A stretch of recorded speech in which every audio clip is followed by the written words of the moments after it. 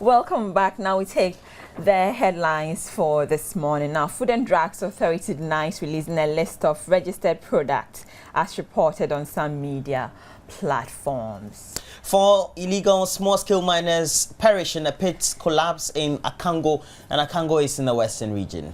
And now, Trade Union Congress, that's the TUC, rejects President Mahame's appeal to rescind the decision to strike if proposed tariff hikes are not lowered. We're bringing you all the details of comprehensive news in a tad. Do stay on.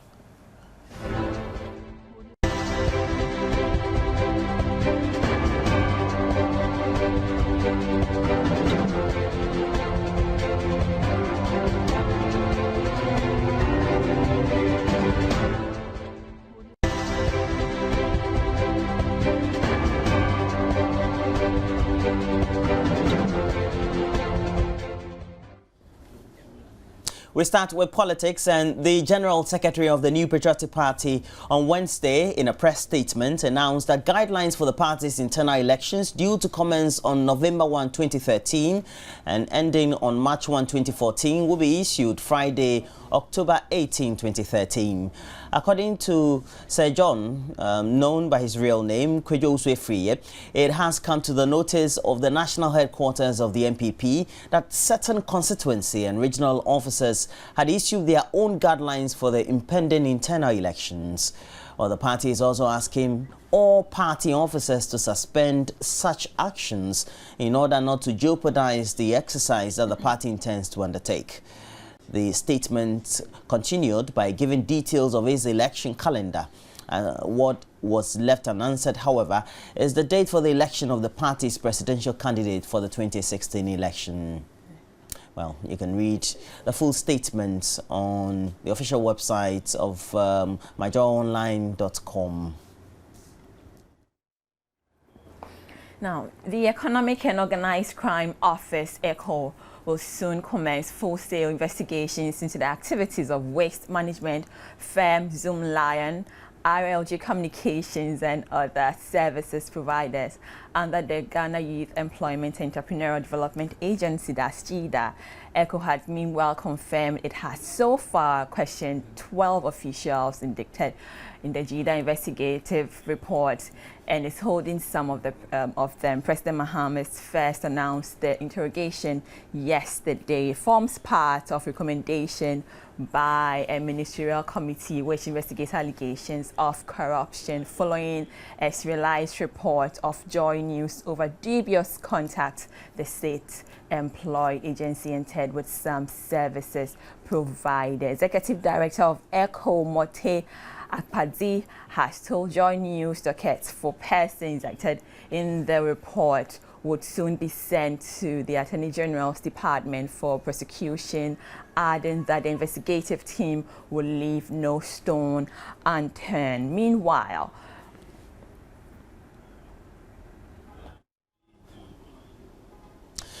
Deputy Interior Minister James Agalga says government has received an investigative report by American experts on the numerous market fires which recently swept throughout the country.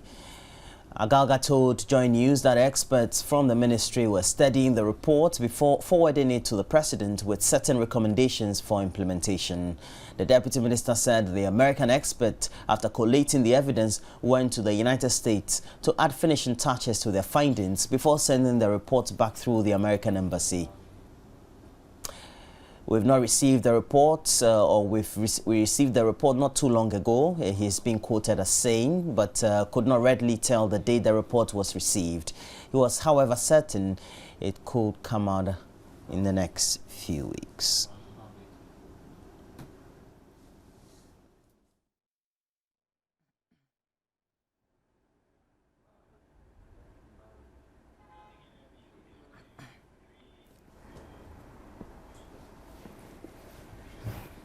The Food and Drugs Authority has condemned the publications of proposed draft lists by some media houses, describing it as an attempt to undermine its authority. Speaking on the big story yesterday, Senior Regulatory Officer Collision Kofi says the authority is investigating what it calls a criminal act and will name and prosecute those who were involved by Friday.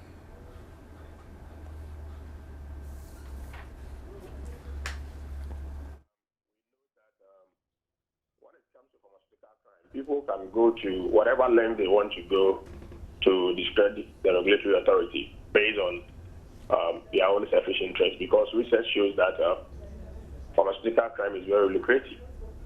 And then we want to assure the public that we've never published any list. That list circulating in the media houses is not coming from the FDA. We know the perpetrators, and then very soon we'll let the public know of that. And we want to assure the importers whose names have been mentioned there, which has to do with their products that are unregistered, as is being purported, that they should go to the full length, they should apply the law, they can sue the media houses for them to substantiate where they are getting the source of the story from. Because I can tell you for a fact that the Food and Drugs Authority have never, and I repeat, have never issued any list of such nature. Some people just want to blackmail the Food and Drugs Authority. If you remember, we know what is happening, and the fact that I work with the enforcement department, I'm telling you on authority, we know what is going on. What is happening is the criminal act, and we will make sure that the law has to work. The FDA is mandated by law to protect public health and safety. And we know what is going on. People are making attempts to discredit what the Food and Drugs Authority is doing.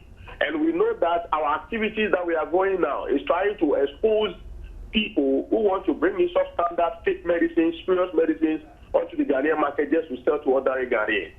And when people realize that they cannot buy their way, they cannot buy officers of the Food and Drugs Authority, these are the kind of games that they want to play.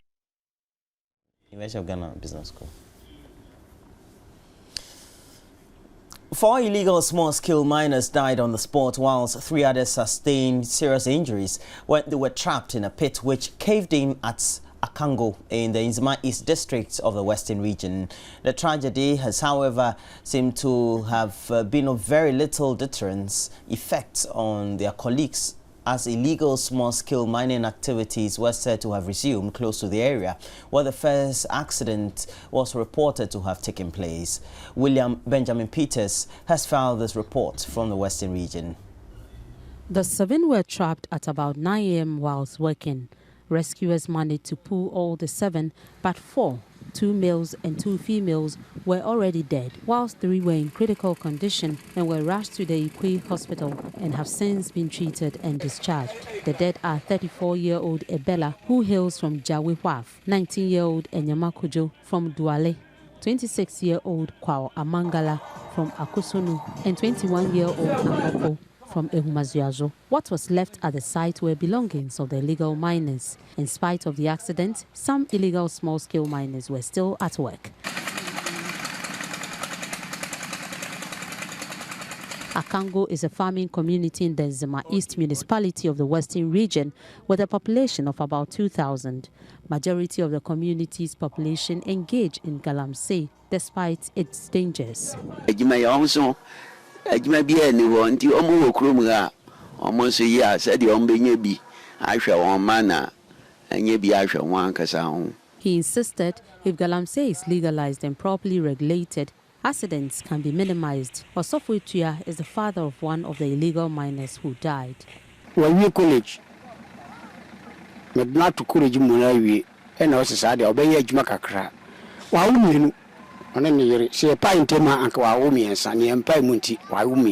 municipal chief executive for Nzima East, James Ataka Krabedu, condemned illegal small-scale mining and insisted activities of illegal small-scale miners should be regulated. We just want to compliment the effort of the president. It is our responsibility that we make sure these activities are stopped, or if they will register, then we can check their activities, where they will also pay taxes to the state so that we can regulate their activities. And in so doing, we will have revenue to support our IGF and other things in the municipality.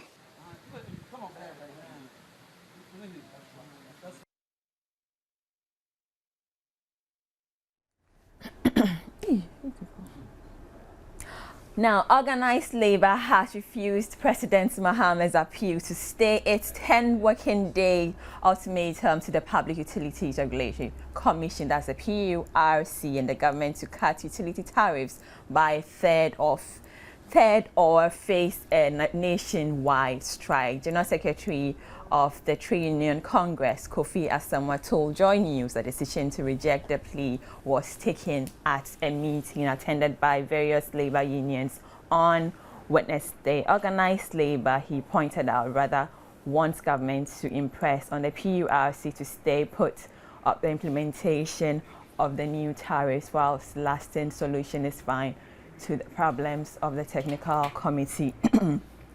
This, he believed, would ensure an equal playing field for all parties to dialogue effectively.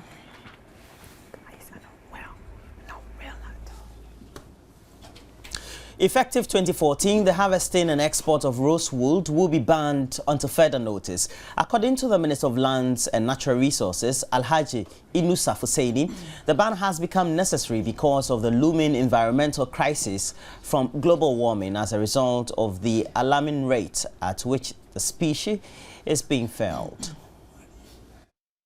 Rosewood was not particularly listed as a major timber species, as it was predominantly used locally in the production of charcoal and never really had a market value.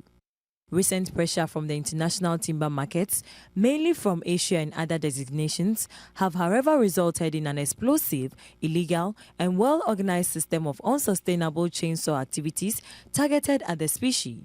The species is mostly found in the most fragile and ecologically sensitive savanna zones. The alarming rate at which they are felled could have an effect on rainfall patterns and also threaten livelihoods. If this situation is allowed to continue, it will lead to a total loss of the fragile savanna landscape, biodiversity, and increased erosion, and which will threaten the very livelihood of the people of this ecosystem. Is the debilitating consequences of the harvest.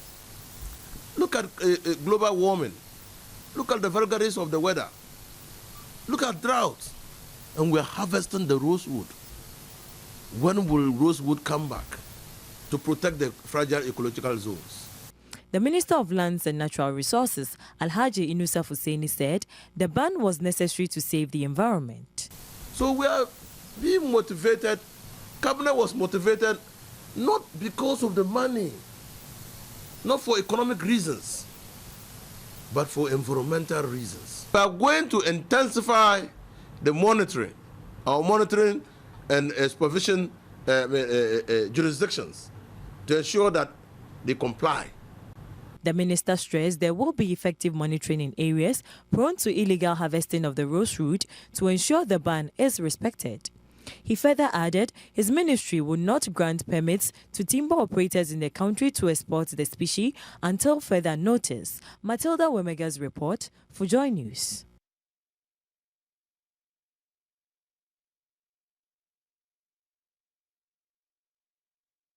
Fitch, the international credit rating agency, has downgraded Ghana from a B+ to a B, largely because of the country's handling of its wage bill. Sources close by to the rating agency have told the Daily Graphic that a formal announcement will be made today. Ghana was put on a B+ negative outlook in February this year and has since been under continuous assessment by Fitch. While experts recognize Ghana's bright prospects in the medium term, it is believed that the government will struggle with controlling the fiscal situation over the next 18 months. Ghana debt to GDP DP is currently estimated to stand about 49.3%.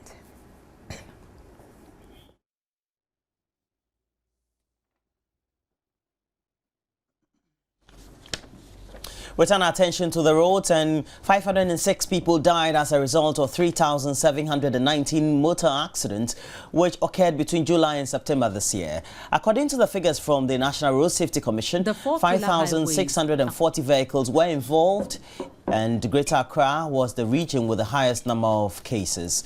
The report also identified the 4 main highways in Greater Accra, including the George Walker Bush Highway, which recorded the highest number of cases.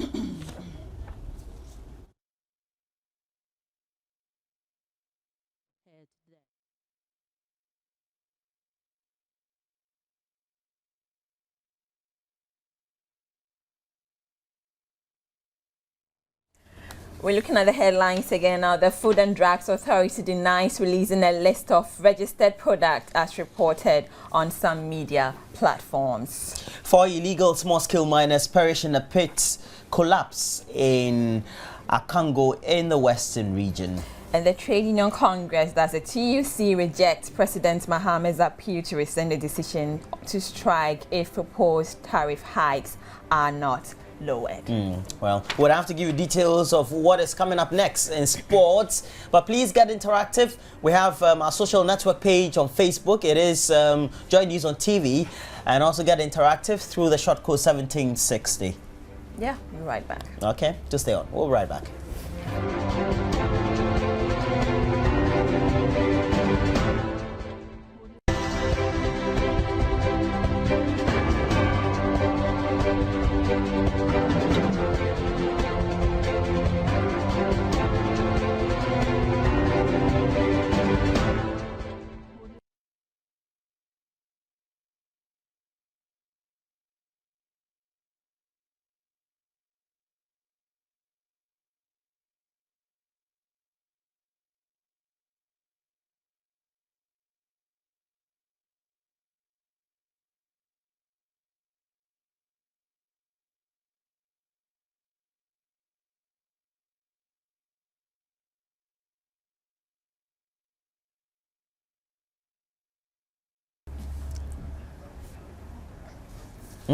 So we're ready for sports, and we have some news about fallout from that game that Ghana played against the Pharaohs of Egypt. And apparently the coach of Egypt, Bob Bradley, will be made to stay but will not handle the next match. And the next match, of course, is against Ghana. And the scheduled venue is the Cairo Military Stadium.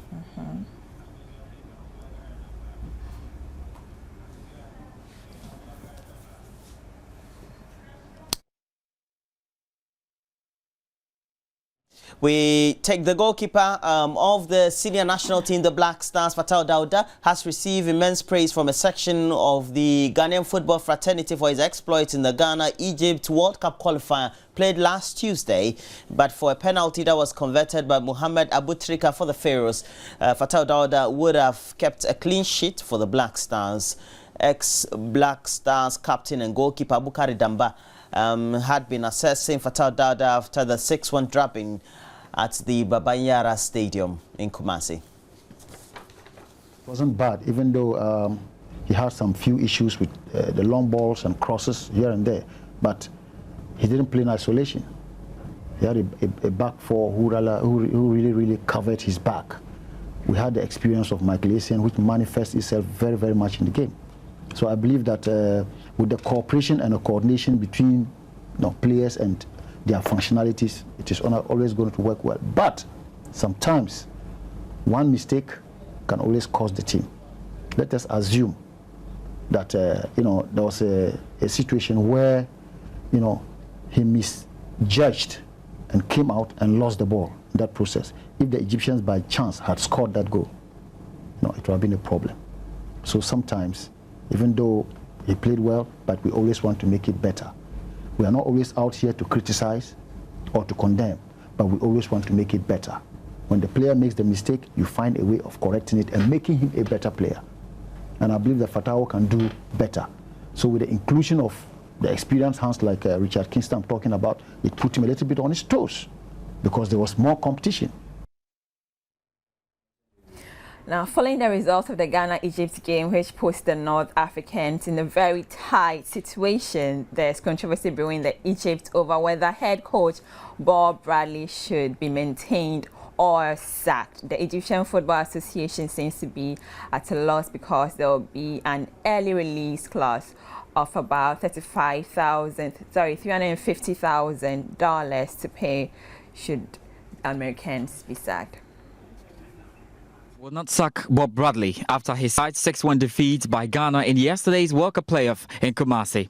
Reports have suggested the American will be asked to resign following the first leg loss that all but ends Egypt's hopes of qualifying for Brazil. But Egypt would have to pay Bradley about $366,000 in compensation, and the Egypt's Football Association say it's not logical to sack him and pay a big fine for the last match of his contract. The Pharaohs went into Tuesday's game with a 100% record in qualifying, but they were handed a crushing defeat by the Black Stars that Bradley admitted has made it nearly impossible to overturn in the 19th November second leg in Cairo. The humiliating result has led to anger among some Egyptian sport fans, and the police are taking precautions to prevent them from reaching the airport where the Egyptian players are set to return home. In the past 2 days, the police and army have clashed with fans group Ahli Ultras, who tried to attack the Ahli handball team after they were beating to the gold medal in the Champions Handball League by Tunisian side.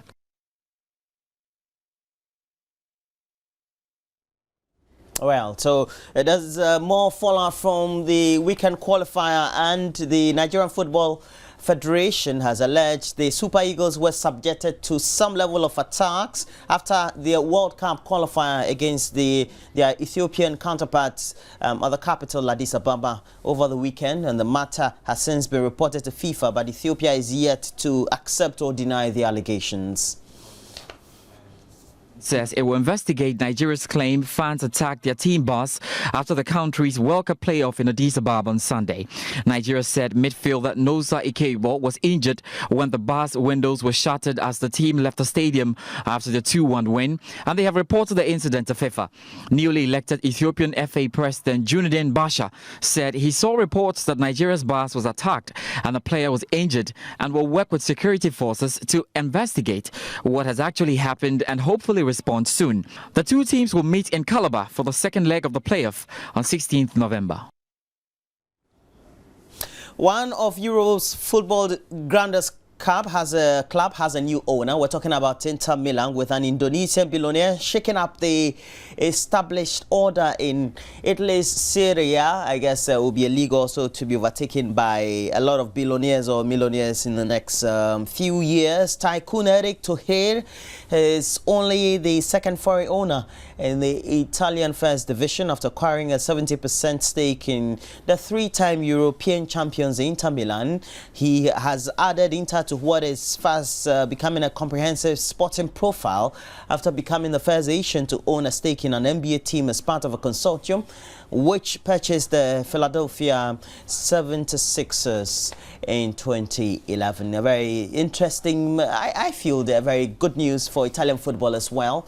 And after we've had Abramovich and the rest of all those billionaires coming into France, and we're hoping that we'll get to see a lot more in Spain just after Malaga. But again, I feel sorry for Bob Bradley. Bob Bradley? I don't know, but I just feel yesterday the Ahli Ultras were close to the airport and were being prevented by why? scores of military personnel. He just managed them. So well, why would they want sometimes to? Sometimes the Egyptians or the Arabs don't take things just for the lighter side. Their players, not Bob Bradley. That's all for sport to stay on. I just stay on.